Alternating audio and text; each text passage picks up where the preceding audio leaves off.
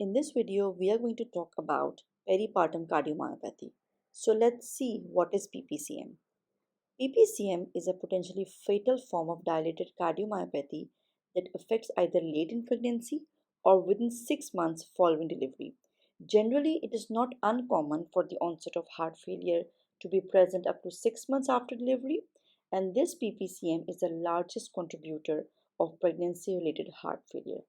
The cause of PPCM is not known, so it's idiopathic. So now let's talk about the diagnosis of peripartum cardiomyopathy. So there are certain criteria that needs to be met to diagnose peripartum cardiomyopathy.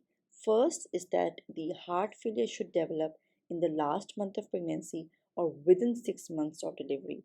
Second, that the heart pumping function is reduced with ejection fraction less than 45%.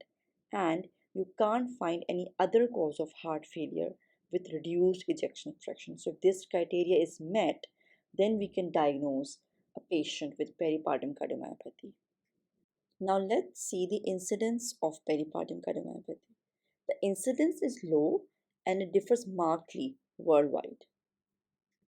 If we talk about the major risk factors of peripartum cardiomyopathy, it mainly includes hypertensive disorders like preeclampsia, also includes diabetes, obesity, and multiple gestations.